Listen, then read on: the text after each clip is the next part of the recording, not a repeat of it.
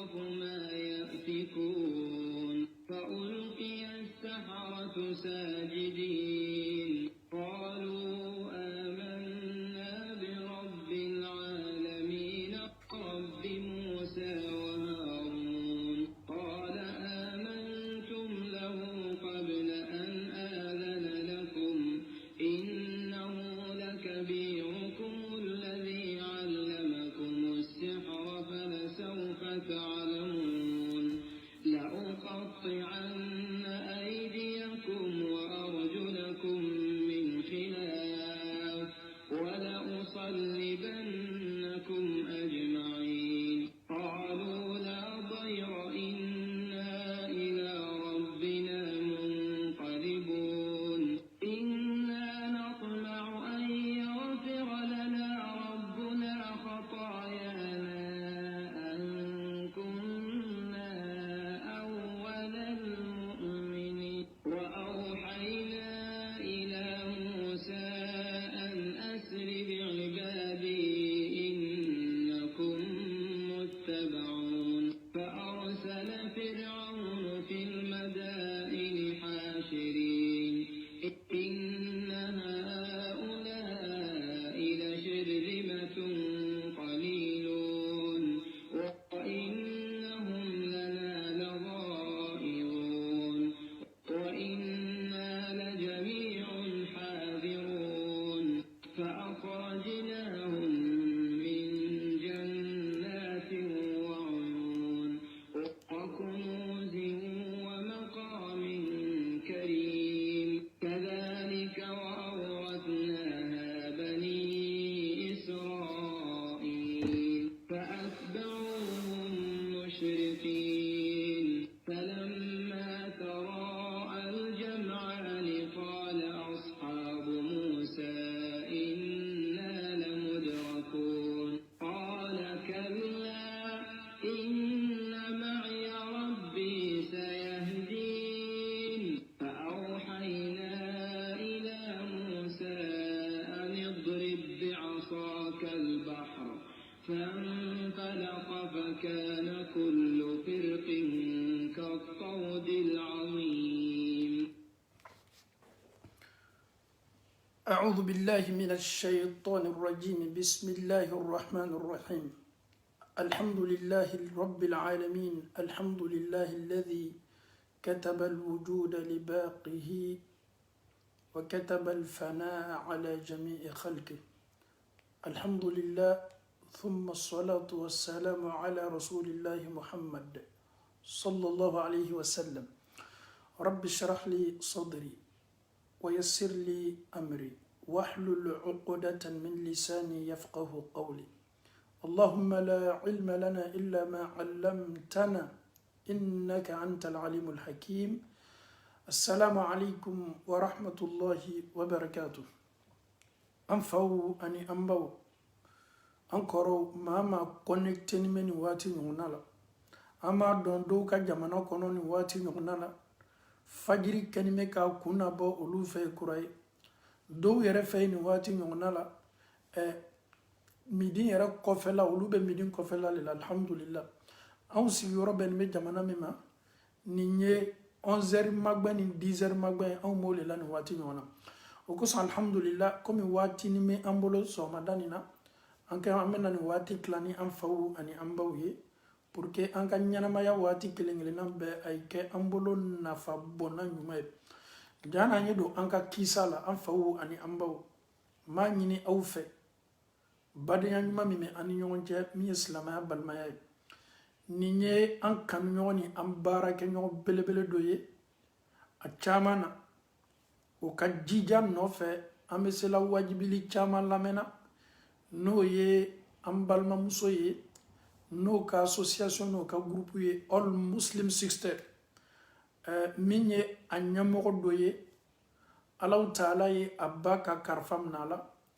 an bɛ Alahu Taala dali ka Ala yafa musokɔrɔba ma Alahu Taala bolo Ala m'o kɛ la ka a nɛn sabati ɲininkali waati la Alahu Taala bolo Ala m'o kɛ la ka bankuna kɛ a ma Alahu Taala bolo Ala m'o kɛ la an bɛ Alahu Taala dali a ye ko ko kɛ Alahu Taala la fili bolo ma ka Ala yafa ma Ala m'o kɛ la ɲiningali minnu kɛtɔ ɲasina ma ka kaburu ɲɛnamaya la ka a nɛn labila ka nɛn kolo ɲiningali jaabi la ala m'o kɛla duwawu kɛla ye silamɛw bolo fan bɛɛ la ka fɔ ni fɛ an bɛ alaw taala dali ka duwawu nɛɛma se a ma ala m'o kɛla an bɛ alaw taala dali a ye den minnu to a kɔ ni minnu ye wajibilikɛlaw ye ni minnu yɛrɛ fana kɛni bɛ ka wajibiliw coori su ani tile ka nin kelen kelenna bɛɛ la ka fɔ ni nɛɛma se a ma alaw taala bolo ala m'o kɛla an ka sayafeere kɔrɔmaw ni kɔrɔw o dilannen bɛ tuɲa so ninnu natani bɛ ne ni aw ka duwawu de la anw kana ta k'a fɔ ko saya banna kɛla k'a fɔ k'an ka kan ka ɲinɛ o kɔ la an y'an jija sanga ni waati bɛɛ ka duwawu senima ɲasin an ka banbagatɔw bɛɛ la ka fɔ nin ma o bɛ sawa o b'a dɔn k'a fɔ o ni maaw tun bɛ adamadenya ma o b'a dɔn an ye don to an kɔ minnu kɛlen bɛ ka duwawu kɛ an ye o yɛrɛ b'a dɔn k'a fɔ an denw ni maa dɔw bɛ ko dɔw ma olu yɛrɛ kɛlen bɛ ka duwawu kɛ an ye n'an ye duwawu kɛ maa dɔw ba ye sika t'a la n'a ɲɔgɔnna ye an sɔrɔ alaw taala bɛna jɔn senimaw fana bila duwawu kɛla an fana baw ye an bɛ alaw taala dali ka yafa an ma ala m'o kɛla an bɛ an ka sayafoli présenter all muslim sector kelen kelenna bɛɛ la k'a daminɛ maa fɔlɔ f'a mɔgɔ laban tɔɔrɔya ni mantɔrɔ min ye o sɔrɔ a ye an bɛɛ la ka fɔ ni sɔrɔ an bɛ fara ɲɔgɔn kan de ka an dusukun kɛ kelen ye ka duwawu senima kɛ an ba ye an bɛ alaw taala dali duwawu minnu kɛtɔ a ye k'a bɛɛ minɛ ma ala m'o kɛla alhamdulillahi rabbil alamin an bɛ segin ka na an ka walagada la ni ne ye layiru ye an ni ɲɔgɔn cɛ ni an dola kelen ye hɛrɛ sɔrɔ on partage an b'a kɛ ni duwawu ye ni an dola kelen fana lajarabi la an bɛ ɲɔgɔn informer ka duwawu ɲini kɛ ɲɔgɔn fɛ an bɛ se baara min kɛla ɲɔgɔn ye o de ye ten an ka adamadenya tɛ ɲɔgɔn sogo don min ye a nin ka di n ye n ye nin kanu alaw taala kosɔn kanu kun bɛ don min o de ye duwawu ye tu peux aimer une personne mais i tɛ s'a sogo don min na o donc kanu min bɛ fɔla i dusukun na n'a bɛ i farikolo la o cogo la i ka kan ka kanu kunbɛn ni duwawu de ye donc an bɛ alaw taala dali duwawu senima minnu bɛ kɛ an ni ɲɔgɔn cɛ ka alaw taala diya k'a bɛɛ minɛ ala m'o kɛla an bɛna se an ka walagada la an faw ani an baw kiisa dɔ bɛ an bolo bi subhanallah a kiisa a ye ne touché kosɛbɛ ne yɛrɛ b'a dɔn ni tulo fana y'a mɛn nin kiisa fana bɛna nɔ caman bila i dusukun na ka d'a kan an dusukun ye fɛn dɔ ye an ya ala kota baaraw ka ca min ye ala sɔsɔ baara ye mɛ ni an ye kɛwale dɔ mɛn k'a fɔ ko ninnu fana tun bɛ komi anw ninnu ka koɲa labanna cogo min a bɛ ne ni e dusukun kami kami ne ni e dusukun bɛ yɛrɛ yɛrɛ nin ye cɛ saramaba dɔ ye alaw taala ye sara min k'a tigilamɔgɔ la a sara fanga ka bɔ subhanallah anw m'a fɔ min ma bi ko c'est une star belebele don lolo belebele don bɛɛ tun bɛ maa min ko fɔ nin tɛ kiisa ye kunfɛ kiisa ye nin tun bɛ jamana juma a bɛ fɔ jamana min ma ko Maroc n'a bɛ fɔ a ma arabukan na ko Al-Maghreb nin cɛ ka jamana tun ye Maroc de ye a tɔgɔ di Saïd Zayani nin cɛ tɔgɔ ye ko Saïd Zayani ala yɛrɛ bɛ adamaden dɔ dan a bɛ kɛ jolimandiya ye a ka di maaw ye ni maaw k'a ye dɔrɔn maaw bɛ sawa alaw taala tun ye nin hɛrɛ k'a ye ni maa maa y'a ye bɛɛ bɛ sin ka sawa saramaya min ni a lala kan a yɛrɛ m'a ɲini k'a la yɛrɛ kan alaw taala banna ka kan d'a ma a kan tun ka di kosɛbɛ mɛ nin de ye duniyalatigɛ ye ala bɛ dɔ di dɔ ma a bɛ dɔ bali dɔ la a yɛrɛ ye min di dɔ ma a kɛni bɛ fana k'o tigi bali dɔ la a y'o di dɔ wɛrɛ ma nin de ye alaw taala ka danni ye e ko ko tiɲɛ dɔ ala ma nin di e ma mɛ ala ye dɔ wɛrɛ di e ma a m'o ɲɔgɔnna di tɔ kelen fana ma donc adamaden bɛ nin cogo de la an ka ɲɛnamaya la danfɛn foyi dafanin tɛ alaw taala bɛ ko dɔ bonda da la ka ye a bɛ tila fana ka yɔrɔ dɔw fana datugu ye donc nin cɛ tola ka saramaya nin kɔnɔna na Saïd Zayani a sina k'i yɛrɛ lancer musique la jolimandi tun don a joli tun ka di bɛɛ ye ale sina k'i yɛrɛ bila musique la tuɲa na a kɛla dɔnkilidala ye min kan tun bɛ maaw diya kojugu a ye saramayaba kɛ dɔnkilida la bɛɛ tun b'a ko fɔ a tɔgɔ tun bɛ bɛɛ da Maroc jamana kɔnɔ Saïd Zayani Saïd bɛɛ i bɛ tɛmɛ yɔrɔ yɔrɔ ni maa min m'a ka dɔnkili lamɛn o fari tɛ foni ale de bɛ maaw la yɛlɛ ale de bɛ maaw la dɔn a ka musique le be jouer fan bɛɛ fɛ ni maa min dusu kasini mɛ o bɛ sin k'a ka musique k'a la parce que a cɛ yɛrɛ fana ka di bɛɛ ye a ye san dama kɛ dɔnkilila la a tɔgɔ ye ko Saïd arabukan na n'i y'a mɛn ko Saïd an bɛ maa minnu wele an baara julakan na kokan na bamanankan na ko kunnadi maa min ye kunnadi jɔn ye hɛrɛ jɔn min sawani mɛ stress tɛ jɔn min kan jɔn min fari la foni ma a kɔrɔ de b'o ye komi kunnadi jɔn an y'a kɛ sa Saïd kunnadi a tola nin baara la a bɛ dɔnkilila la saramaya ye fanga sɔrɔ ka fanga sɔrɔ a sina k'a to dɔnkilila la a ka dɔnkilila dabila a ye baara wɛrɛ jumɛn damina o de ye cinéaste ye film tourné a tun bɛ bɔ filimiw de la ale de tun ye acteur ye waati bɛɛ film na a ye saramayaba kɛ film tourné fana na donc dɔ farala saramaya kan a ye waati jan kɛ film tourné la a nana film kɛ yɛrɛ dabila maa minnu bɛ film labɔ a yɛrɛ kɛla olu ye il va plus participer a ka saramaya ye fanga sɔrɔ ale tɛna a ka waati ta la tuguni ka tourner film kɔnɔ mais olu de ye maa ye maa minnu bɛ film sɛbɛn ka tila ka maa wɛrɛw ɲini ka na ka film kɛ ka tila ka film labɔ a y'o kɛ a ye san jan kɛ o fana na a bɛ saramaya la londo o y'a wele ka invité plateau kan télévision na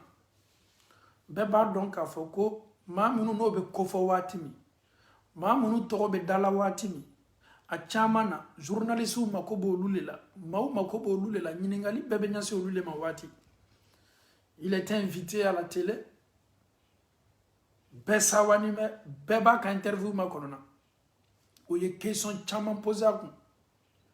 mais question kelen bɛ yen o fɔ min kɛla a ye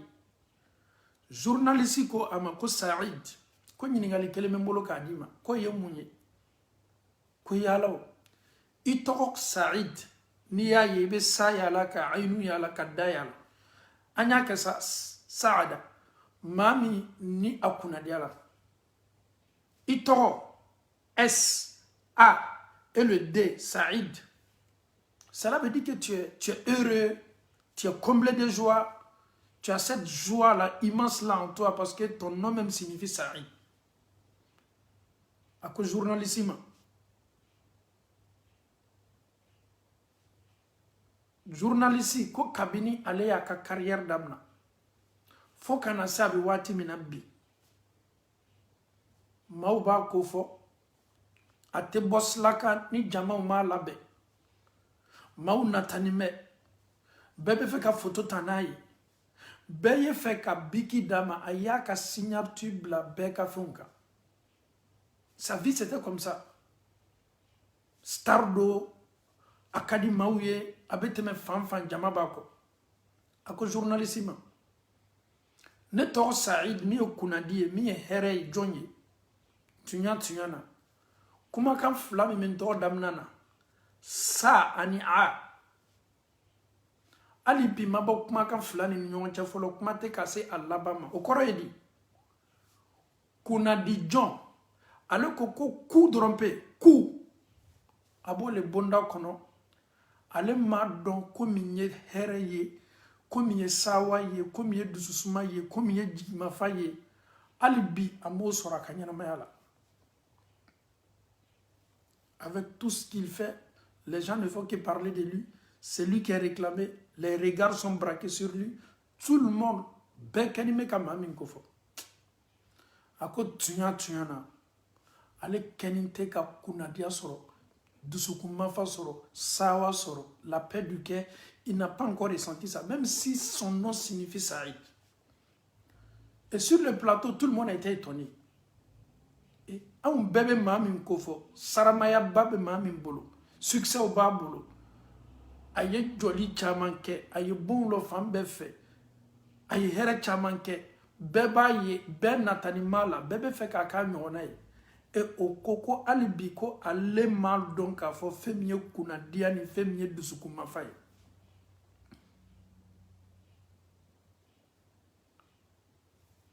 a bɔna ni émission na a tuma furu kɛ fɔlɔ émission don tun y'a ma ɲininka a tuma furu kɛ fɔlɔ émission kɔfɛ Saïd ye furu kɛ a y'a diya ne muso dɔ ta ala tilala fana ka a diya ne denw d'a ma mais o bɛɛ n'a ta il n'avait pas la paix du cœur a mako bɛ dususuma ni kunnadiya min n'a ka ɲɛnamaya la hali bi Saïdu Zayani hali sina m'o sɔrɔ fɔlɔ a gwɛlɛyala dɛ o kosɔn waati dɔw la ni Allahu Taala ye ne ni aw bila bonda min kɔnɔ an ye Ala tanu tout ce qui brille an bɛ fɛn fɛn ye k'a bɛ mɛnɛmɛnɛ ni ale t'o ye dɛ e bɛ nata dɔ la a tigi ka ɲɛnamaya ka di ye i ɲɛbɔni m'a fɛ e ɲɛna k'a fɔ k'a tigi dusu sumani bɛ a dusukun ma fani bɛ i ɲɛna k'a fɔ k'a tigi bɛ hɛrɛba le bonda kɔnɔ a dusukun na a n'a farikolo la ka sɔrɔ a tigi n'o cɛ ka jan ɲɔgɔn na saramaya ba b'a bolo a ma kunnadiya ni dususuma sɔrɔ nin foyi la a ye mun kɛ nafolo mugu b'a bolo banki la bon jɔnni b'a bolo fan bɛɛ fɛ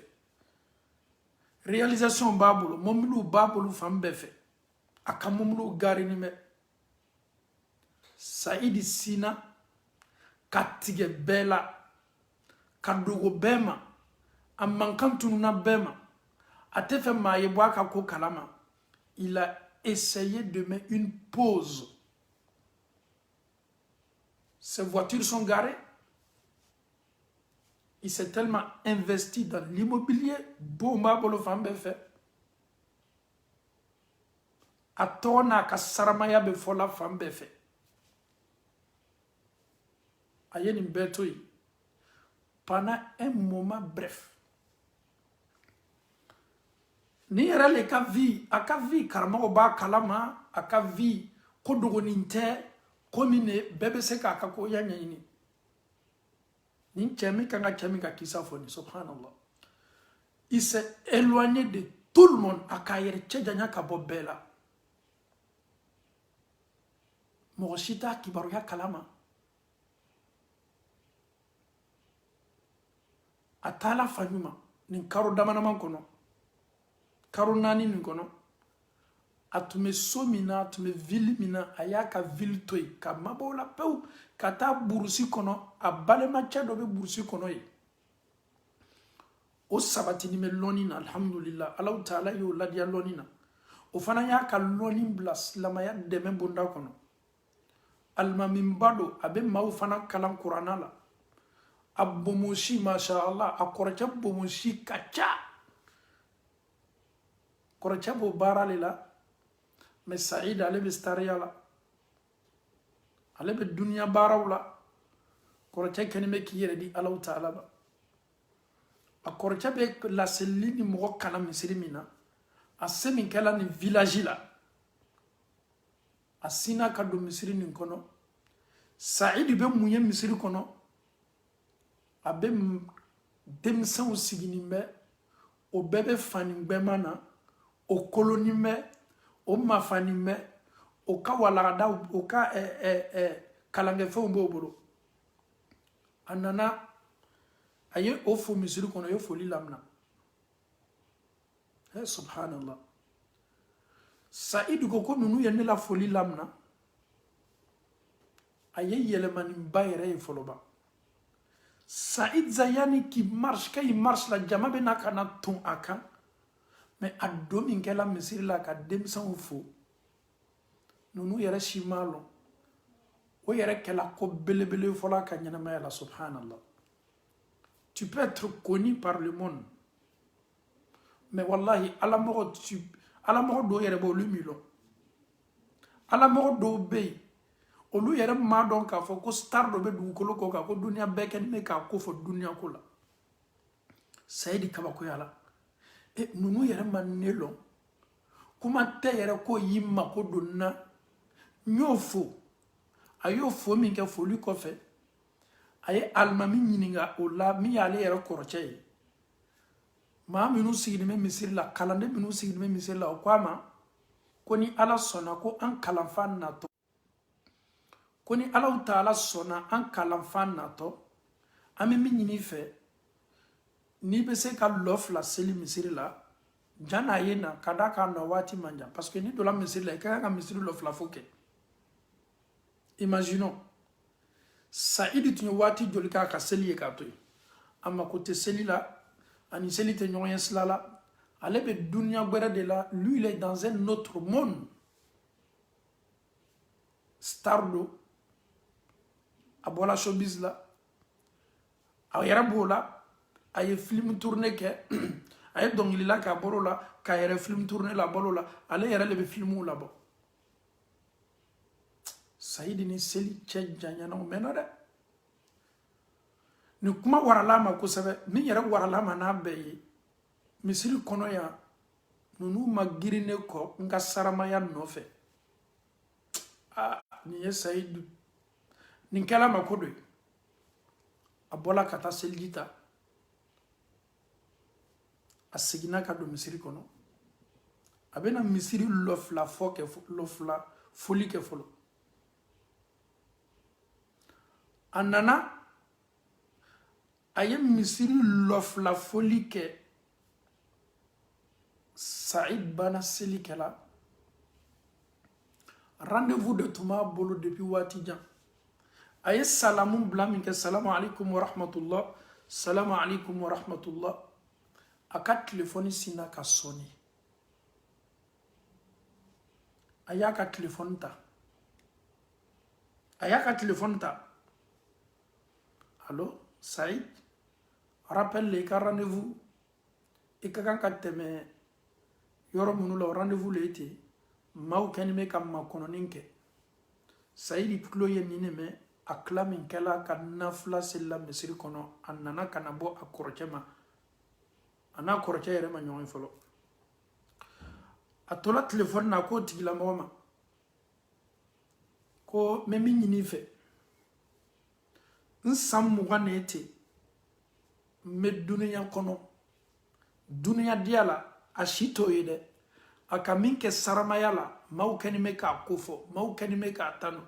a ye film tourné kɛ a ye dɔnkilila kɛ ka tila ka film tourné kɛ ka ban ka film labɔ kɛ ale ye san 20 de kɔnɔ ten a ma dususuma sɔrɔ bɛɛ do kɛni bɛ k'a ko fɔ a ka saramaya dogonin tɛ a ka jolimandiya dogonin tɛ nin san 20 kɔnɔ bɛɛ kɛni bɛ k'a ko fɔ nafolow b'a bolo mɛ tunya na kunnadiya ni sawa ni dusukun mafa ale m'a sɔrɔ san 20 kɔnɔna na a banna lɔfila min selila Alahu Taala ye sisan a ye hɛrɛ min sɔrɔ lɔfila seli nin kɔfɛ a farikolo ye sumaya min sɔrɔ a dusukun ye mafa min sɔrɔ k'a ma o ɲɔgɔnna sɔrɔ fɔlɔ a ka san 20 dagamu ni a ka san 20 saramaya la a bɛ telefɔni na a ma telefɔni bila ko a lase bɛɛ ma ko n tun kɛni bɛ ka n tɔgɔ laban min ye da ye Saïdu du min tun bɛ na kunnadiya dafa ko n ye n ka kunnadiya dafa na sɔrɔ sisan misiri kɔnɔna na Alahu Taala ka so kɔnɔ nin fɔ min kɛla denmisɛn minnu tun bɛ misiri la minnu ye pilasi d'a ma ko a ye seli olu y'a mɛn min kɛ a y'a fɔ a yɛrɛ ma ko Saïd Zayani a y'a yɛrɛ kofɔ min kɛ olu kabakoyala ko an tulo bɛ cɛ min ya kuma mɛn mɔgɔ saramaba min ya kuma mɛn jaw le ye ten wallahi an faw ni an baw Alahu Taala y'a dusukun touché misiri la limaniya nɛnɛ sina ka kari a ka nin yɔrɔ la a sina ka Alahu Taala dɔn k'a fɔ tunya na masa Ala ye ne dan a ye hɛrɛ de kɛ ne ye ja ne ɲɛ bɛ min na san 20 kɔnɔna na n'i ma saramaya la n'i ma nafolotigiya la n'i ma tɔgɔtigiya la ni si ma se ka hɛrɛ ni kunnadiya di ni ma ani dususuma subhanallah lɔ fila dɔrɔn pe k'o kɛ Alahu Taala ye o sina ka ne dusukun suman kɔrɔ Saïd a lonna a ko misirilamɔgɔw ma ko k'a fɔ bi misiri la a yɛrɛ y'a ɲini bɛɛ fɛ ko k'a fɔ ko Saïdu Zayani ne tun ye visiteur ye bi misiri la yan bi bɛɛ tulo ye don a la ja Allahu Ta'ala be nana yelemanin do Sa'idu ka kola ana balma koroche nyoye akan limanya sabatila ama dawma ayi munke ayi stariyat deriki bo akana subhanallah maw kanime ka kofo atobe beda asina ka yere wulo ka yere bo o fanin kononana akato fanin duman dola yere kana ole Allahu Ta'ala ka dina lase fani aketo le dola yere kana sise aya damna muma folo ay loni nyini damna kada kan ka da'wa ke ka dina lase ka kunafoni di mauma tunya na bara nyuma bado na binyo ka bara do me abara supasema yimu yode ka loni nyini folo ka soro ka lase kada ka niya nyanyini ka adon ni ba lase be sa lase la lase liko nyuma kada ka iketo maule mademe no ka nyana mayala me ni e man loni ke e ye loni lase damna e be ke fitna yere kuma e be ke la ka ke fitna e mauma kene me ka mamun wole kana Allahu Ta'ala o ko son anya yere korsi kusebe aya yere do kalande ya bunda kono ayo qur'ana ko nyanyini ka hadisa ko nyanyini ka fiku ko nyanyini ka salama nyanyini aya yere bo fanin dola ka yere bla Allahu Ta'ala ka dina la se fanina Allahu Ta'ala illa no yalikai aye mundamna alele tume tourner au kesisen kata da'wa ke ya salam abe boson kata ala ko lase abe boson kata mau kawani mami ye dunia dia ninke kato dunia dia 100% ki bolo boni mbela mata fo maka fo ko ayake ko brelo ko sonela na folo ba ku warmugo babulu bankila bo joni babulu fambe fe momli nyuma babulu fambe fe ayeni mbela ka foni ayi bolo boni mbela ka fo ko ni shitanya ye mimme tode ala koy mimme manna fode Allahu Ta'ala koy mimme ke mama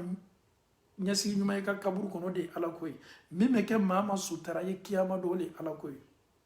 Sa'idu aka dawa damna dawa ye munye kama wole kana Allahu Ta'ala ma abi wajibilike fo anana ke bolo kunande to masireye mawbolo aka wajibili saramaya mini ala ya dama atume saramaya minaka ala sosawla Allahu Ta'ala saramaya dama ka to ala kula min kaseni min ka dususman dama Sa'idu yerema min ka Sa'idu yerema de akanya mayala anfawni ambo mais min kaba ko boyana ni nimbe o de yere anga histoire ye bi mun yere kaba ko boyana ni nimbe Sa'idu bola londo koma tumita ka dawa kero ya salam abola betala dawa kero abi momli kono abi tala la ka dina lase Allahu Ta'ala ki to ka masayala accident kela naye ala ya ka karfam nala ka to dawa slaka anni bola ka to nimbara senma ta maslalika subhanallah anfawni ambo heraj makabu adama de yesa ele tetala mamba ya kero adama de yesa inni yemneila ele tetala dulomi yoro ele tetala ala soso yoro adama de ele yesa ka eto Allahu Ta'ala ka dina laseslaka ebe jate mauchama ma minu na be fo ma ko se dufero kadaka isa to nyana ikalla ban to nyana ni ma ibarula feminka ibe sakito le kale ni femin dialiye ye ala dali ala sika fo itala ni ye qur'anan dia iyere ye ka kuma ka ulata ma sika tala ni mabokito qur'ana kalana inni be bokito qur'ana lamena ni wajibili lamen dialiye ibi yere seniya kewali minula a chamana ni maboka ito wajibili lamena inni be boka ito barala bara mimato ini Allahu Ta'ala chebe surne ka sayawati ninka karfam nanala ka to ni bonda le kono aye sammu wanke abe staria la dunia staria la ayi ni bedabla ka yere di Allahu Ta'ala ma ala fana diɲɛna k'a ka karifa minɛ k'a to da'awa sila kan Saidu i tɔgɔ ye kunnandi ye Saidu kɔrɔ ye ko kunnandi jɔn hɛrɛ jɔn dusumafa jɔn tuɲa na tɔgɔ min n'a lalila Allahu Taala i lanɔgɔyali k'i ye i sela k'i tɔgɔ fa tɔgɔ min lalila i sela k'i tɔgɔ ta k'a nɔrɔ i yɛrɛ la Allahu Taala ye nin baara ɲuman lanɔgɔya i ye an bɛ Allahu Taala dali a ye waati minnu kɛ san 20 min kɛ ala kotabaaraw la ka Allahu Taala yafa ma a ye waati minnu kɛ a ka waati laban ala ko la ala ma Allahu Taala diyana k'olu nɛɛma s'a ma ka Allahu Taala yafa ma ka da ka ni ne Allahu Taala ka masaya ye a bɛ ko kɛ ko min k'a diya a bɛ adamaden bila bolola bolo min k'ale Allahu Taala diya donc ne ni e fana n bɛ segin ka na an ma tuɲa na waati dɔw la tuɲa na waati dɔw la adamaden tuma dɔ ye fɛ bɛɛ y'i kofɔ mɛ i jija i dusukun seniya Allahu Taala ye émission dɔ natɔ an bolo an bɛna n'a kɛ nin sujet kan ni an ba dɔw y'a ɲini an fɛ kɛrɛkɛrɛnin bolo ma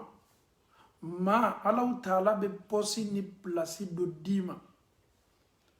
place ni pɔsi min ni a karifali la walama e yɛrɛ kɛla fɛn dɔ sindi e ye fɛn dɔ créer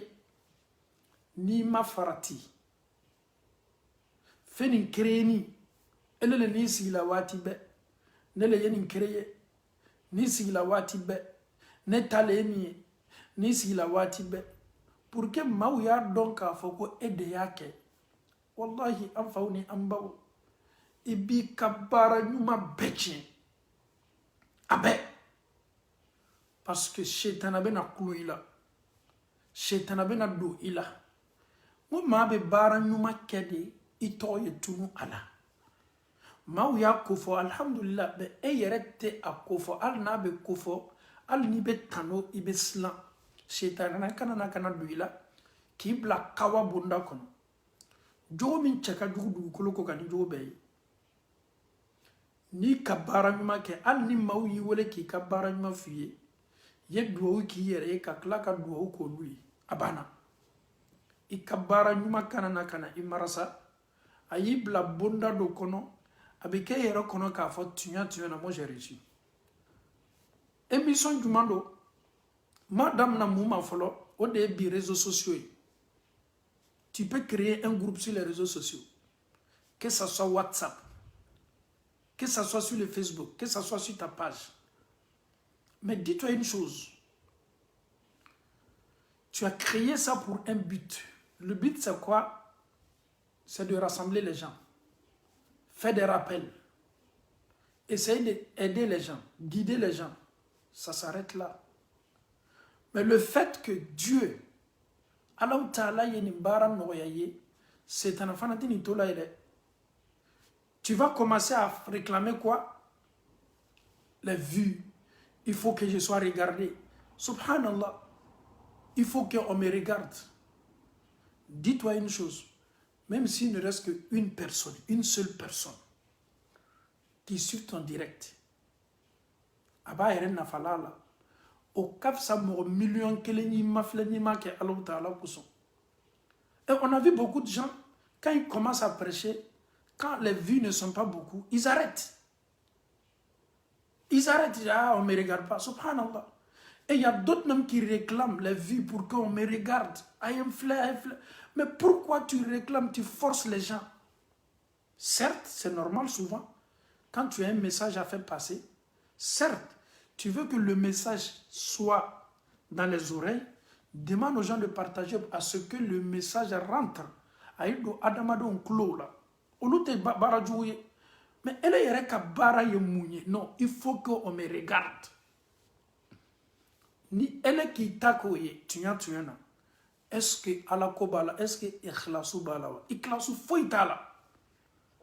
Et tu penses que elle est le keto maou samana ka maou force ko kunifle. Je te donne un exemple.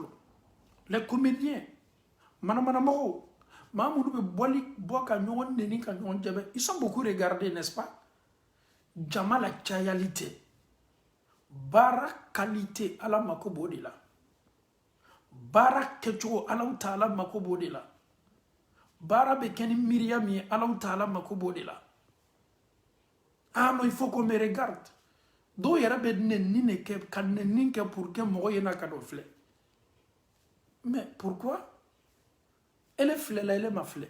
ele m'a lɔn k'a fɔ ko i b'i ka énergie min fourni k'a ta ka kuma bɛ bɔ dusukun min na ala mako bɛ nin la ka caya même si une personne te regarde alhamdulillah i ka baara kɛ i ni ala taala cɛmala la n'o tɛ tanuli ɲama ka baara kɛ jamaw kosɔn maa caman bɔnɔtɔ kiyama lon o ka baara ɲumanw la ka bɛn ni ne ma alhamdulillah tu peux faire tes directs souvent tu n'as même pas besoin d'informer les gens adamaden kɛla ɲaɲa waati dɔ la i bɛ nana kana kawandeli kɛ jama dɔw bɛ caya waati dɔ la jama tɛ caya waati dɔ la o t'ilen ma min b'ilen ma dɔrɔn i ka wajibili kɛ ni maa min bɛnn'a ma waati min alhamdulillah ni min fana ma bɛn a ma kɔfɛ a kɛtɔ a ma filɛ la ele kɛtɔ jɔnna k'a fɔ ko mɔgɔ kelen de kɛtɔ i filɛ la mɔgɔ kelen tɛ